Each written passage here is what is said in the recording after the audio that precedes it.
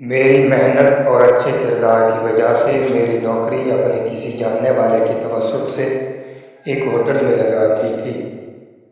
بہت بڑا ہوٹل تھا اور وہاں اس کا اسٹاف بھی اتنا شاندار شخصیت والا تھا جیسے کوئی امیر آدمی ہو۔ ہوٹل کا مہنگا اور صاف ستھرا یونیفارم پہن کر، بالوں کی اچھی سی کٹنگ اور داڑھی بنوا کر جب میں نے خود کو شیشے میں دیکھا تو ایک بات سمجھ گیا تھا، شکل کسی کی بھی بری نہیں ہوتی، سب قبول شکل ہوتے ہیں، بس پیسے سے نکھر جاتے ہیں۔ اور میرا اصول بھی پیسے کمانا ہی ہوا گیا تھا تاکہ میں بھی برانڈڈ کپڑے پہن کے اچھا لگ سکوں۔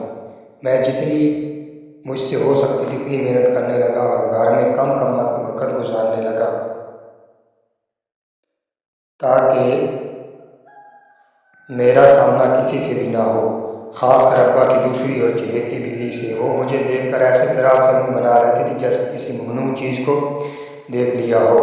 ایک بار اس کی حرکت پر میں نے پلٹ کر جواب دے دیا تو ابا نے کمر میں بند کر کے مجھے لاتوں کھوسوں سے مارا تھا۔ اس کے بعد میں نے نظر انداز کرنا سیکھ لیا تھا۔ میں گھر سے اس لیے بھی باہر رہنے کی کوشش کرتا کہ میرا سامنا میری ماں سے نہ ہو۔ ان کو دیکھ کر میرا خون کھولنے لگتا تھا اور ان کی بلا وجہ کے پیار اور فکر سے مجھ چڑ ہوتی تھی۔ وہ اگر اتنی ہی محبت کرتی ہوتی مجھ سے تو مجھے یوں در در کی ٹوکریں نہ کھانے دے رہی ہوتی بلکہ مجھے میرا حق دلاتی، مگر وہ اپنے حقوق سے آگاہ نہیں تھی۔ میرا کیا سوچتی، ہوٹل پر کام کرنے سے مجھ میں بہت سی مثبت تبدیلیاں آئی گئی تھی۔ میرا گم شدہ اعتماد آہستہ آہستہ بحال ہونے لگا تھا۔ مجھے اچھے اور متاثر کن لہجے میں بات کرنے کا ڈھنگ آ گیا تھا۔ میری ہوٹل میں نوکری کے دن رات سے کر دی گئی تو میں نے ایک سرکاری کالج میں بھی ایک داخلہ لے لیا۔ دن کو میں کالج جاتا اور پھر لائبریری جا کر اپنے نوٹس بناتا۔ 10 بجے کے بعد اپنی نوکری پر چلا جاتا جس کی چھٹی صبح 7 بجے ہوتی تھی۔ 2 سال تک میرا یہی معمول رہا۔ میں سبھی بہت تھک جاتا تو اسد کو دیکھ کر میرے اندر کی حسرتیں جاگ جاتی۔ جیسی زندگی وہ جی رہا تھا ویسے جینے کے لیے پھر سے محنت کرنے لگ جاتا۔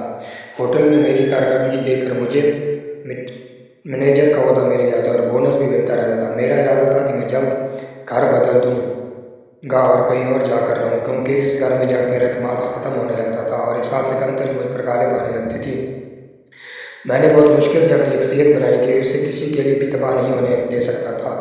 بی اے میں شاندار گریڈ پر میرے ہوٹل کے دوستوں نے مجھے پارٹی دی تھی۔ پہلی بار تھا کہ کسی نے میری خوشی کو سیلیبریٹ کیا تھا۔ میرے اندر ایسی چھوٹی چھوٹی بہت سی خوشیاں پانے کی آرزو سر اٹھانے لگی تھی۔ میرے ساتھ کام کرنے والے میرے دوست کامل نے اسکالرشپ کے لیے میرا فارم بھر دیا تھا، اس نے بھی میرے ساتھ بی اے کیا تھا لیکن میرے جتنا گریڈ نہیں لے سکا تھا تو اس نے اسکالرشپ کے لیے مجھے اپلائی کرنے کا کہا تھا۔ میری قسمت میرا ساتھ کم ہی دیتی تھی تو میں نے اپلائی کیا، مگر کوئی امید رکھی اچھی نہ انتظار کیا، مگر حیرت انگیز طور پر مجھے اسکالرشپ مل گئی تھی۔ میں تو کتنی ہی دیر جرمنی کی ایک یونیورسٹی سے آئی میل دیکھ کر یقین کرنے کی کوشش کرتا رہا تھا۔ میری گھر سے بہت دور چلے جانے کی خواہش پوری ہونے لگی تھی اور مجھے کیا چاہیے تھا، میں نے سارا پروسیس مکمل کیا۔ جیسے ہی میرا ویزا آیا میں نے صرف ضروری خریداری کی اور پیکنگ شروع کر دی تھی۔ اماں نے مجھے سامان پیک کرتے دیکھا تو تھوڑا پھوٹی، شاید پہلی بار انہیں لگا کہ شوہر کی طرح بیٹا بھی انہیں چھوڑ سکتا ہے۔ وہ ڈر گئی تھی اور مجھ سے پوچھتی رہتی لیکن میں نے پھر بھی کچھ نہ بتایا۔ میری فلائٹ کو 2 دن رہتے تھے جب میں نے دیکھا کہ اماں پورے گھر میں چکتی پھر رہی تھی کیونکہ وہ رہن اتنے عرصے بعد آ رہی تھی۔ پھپھو شادی کے بعد انگلینڈ چلی گئی تھی کیونکہ ان کا شوہر ہالی ووڈ میں کام کرنے لگا تھا اور کافی عرصے سے وہ وہیں رہ رہی تھی۔ پھپھو تو کئی ایک بار پاکستان آئی تھی لیکن وہ رہن کبھی نہیں آئی تھی۔ پھپھو کی اپنی بھی ایک بیٹی تھی، اسے بھی پھپھو کبھی پاکستان نہیں لائی تھی۔ اتنے عرصے بعد وہ رہن پاکستان آ رہی تھی اور اماں کی خوشی دیکھنے کے لائق تھی۔ میرے دل میں حسد کی ایک اور دیوار آ کھڑی ہوئی، لیکن جس دن وہ رہن آئی اور میں نے اسے دیکھا تو میرے پیروں تلے سے زمین نکل گئی تھی۔ اور اماں کا بھی یہی حال تھا، جیسے ان کے جسم میں خون مجھ میں ہو گیا ہو۔ میں نے کہا تھا نا ماں کو بزدل نہیں ہونا چاہیے ورنہ اس کی اولاد غلط ماحول میں پڑ جاتی ہے اور دوسرے لوگ صرف پالتے ہیں تربیت نہیں کرتے۔ وہ رہن نے نہایت نامناسب لباس پہنا ہوا تھا اور اتنی سی عمر میں وہ اتنی آگے جا چکی تھی کہ ایک لڑکے کو اپنے ساتھ پاکستان لائی تھی۔ وہ اس کا بوائے فرینڈ ہے۔ میرے اندر غصہ ابل پڑا لیکن میں اسے کچھ کہنے والا کہا کوئی تھا۔ میں نے نظر انداز کیا اور تنزیہ نظروں سے اپنی ماں کو دیکھا، وہ واقعی یہی سب ڈیزرو کرتی تھی۔ جانے سے پہلے میں نے ماں کو بتا دیا کہ میں جرمنی جا رہا ہوں 2 سال کے لیے۔ ماں سن کر سکتے میں آ گئی تھی اور ان کی آنکھوں سے آنسو بہنے لگے۔ نہ جانے کیوں میرا دل بھی پسیجنا شروع ہو چکا تھا، لیکن میں ماں کے آنسو سے نہیں صاف کرنا چاہتا تھا۔ میں نے اپنا سامان اٹھایا اور مجھے گلے ملنے کو آگے بڑھی تو میں نے اگنور کر کے گھر سے نکل آیا۔ مجھے ماں سے بہت شکایتیں تھیں اور حرین کو دیکھنے کے بعد مجھے ماں کو دیکھنا بھی گوارا نہیں ہو رہا تھا۔ میں سمجھتا تھا میں ان سے نفرت کرتا ہوں، لیکن جہاز میں بیٹھا تو پاکستان میں رہتی ماں کے لیے آنکھوں سے آنسو نکل پڑے تھے۔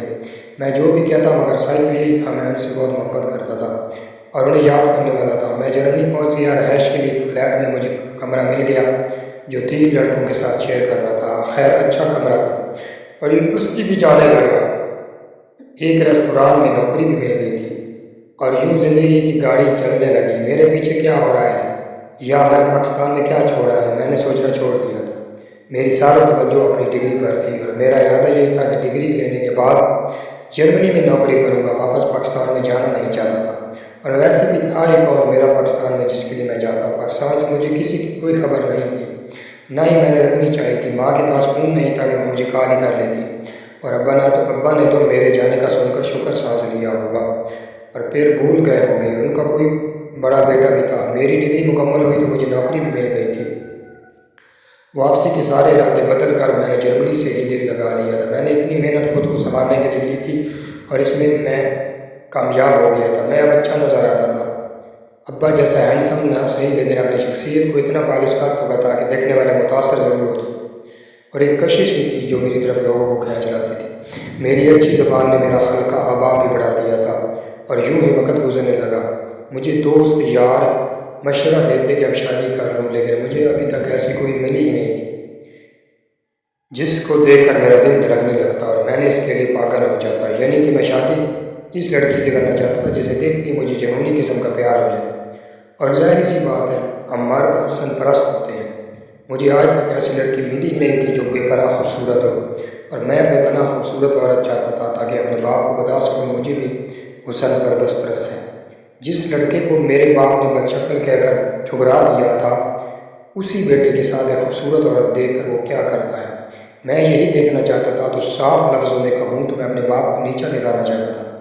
جرمنی میں تو مجھے کوئی حور پری نہ ملی تو سوچا جب قسمت میں ہوگی مل جائے گی، اور انہیں دنوں مجھے خط ملا تھا۔ وہ خط پاکستان سے آیا تھا اور میری ماں کی طرف سے تھا۔ خط پکڑ کر بیٹھا میں کتنی ہی دیر تک سوچتا رہا تھا میں اسے کھولوں یا نہیں، اور پھر میں نے اسے کھول لیا۔ خط کھولتے میرا دل چاہتا بہت سارا رو لوں۔ ماں اور میرے درمیان ہمیشہ بہت فاصلہ رہا تھا، لیکن اس خط پر ان کا لمس پا کر میں اپنے آنسوں کو قابو میں نہیں رکھ پایا تھا۔ مجھے جرمنی آئے 5 سال ہونے والے تھے اور ان 5 سالوں میں میری ماں سے کوئی بات نہیں ہوئی تھی، نہ میں نے انہیں خود اپنی خیریت بتانے کی زحمت کی تھی۔ وہ ان 5 سالوں میں میرے لیے تڑپ کر رہ گئی تھی اور اب جا کر انہیں میرا دوست کامل ملا تھا جس کے دل انہوں نے مجھے خط لکھا تھا۔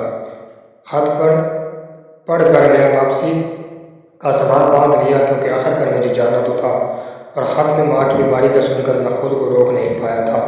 ماں بہت بیمار تھی، ان کے پھیپھڑوں میں پانی بھر گیا تھا۔ 1 ہفتے بعد میں پاکستان میں تھا اور جس وقت میں گھر پہنچا تو مجھے دیکھ کر اسد ٹھٹک گیا تھا اور میں اسے دیکھ کر بس ہلکا سا چونکا تھا۔ وہ کافی بڑا ہو گیا تھا۔ ماں مجھے دیکھ کر بہت خوش ہوئی تھی۔ میرا منہ ماتھا چومتے ہوئے اپنا درد بھول گئی تو مجھے شرمندگی نے گھیر لیا کہ میں کیوں انہیں ہمیشہ اتنا درد دیتا رہا۔ سب تو تھے ان کے درد میں اضافہ کرنے کے لیے، میں کم کر سکتا تھا ان کا درد، مگر میں نے بھی وہی کیا جو سب نے کیا تھا۔ میں نے اماں کی رپورٹس وغیرہ چیک کی اور انہیں اسپتال میں داخل کروا دیا تھا۔ ان کی طبیعت اتنی خراب تھی اور اس حالت میں بھی انہیں گھر کی نوکرانی بنا کر رکھ دیا گیا تھا۔ میں اپنی ماں کو جان بوجھ کر مرنے دے سکتا تھا، نہ ہی سب کو اتنی چھوٹ کہ ہمارا حق کھا کر ہم پر ہی بھونکتے رہیں۔ ابا سے بھی میرا سامنا ہوا تھا اور شاید وہ مجھے دیکھ کر چونکے ضرور تھے، اور میں یہی تو چاہتا تھا کہ ان کے علاج کے دوران میں اسپتال میں ان کے ساتھ ہی رہا تھا۔ 2 دن بعد گھر آرام کرنے کے لیے گیا تو دیکھا گھر سجایا ہوا تھا، شاید کوئی پارٹی ہو رہی تھی۔ وہاں میں سب کو نظر انداز کر کے لان سے گزر رہا تھا کہ اچانک میرے پیر ملمت ہو گئے اور دل ہلکا ساکت ہو گیا۔ میری پلکوں نے جھلکنے سے انکار کر دیا اور مجھے یوں لگا ساری کائنات میری نظروں کے سامنے کھولنے لگی ہے۔ جو میں نے دیکھ لیا تھا وہ میرے اوپر بجلی بن کر گر رہا اور میں کتنی ہی دیر کھڑا وہاں جلتا رہتا۔ میرے قدم وہاں سے ملنے سے انکاری تھے اور میرا دماغ تو کب کا سن ہو چکا تھا۔ کچھ دیر بعد میرا ذکر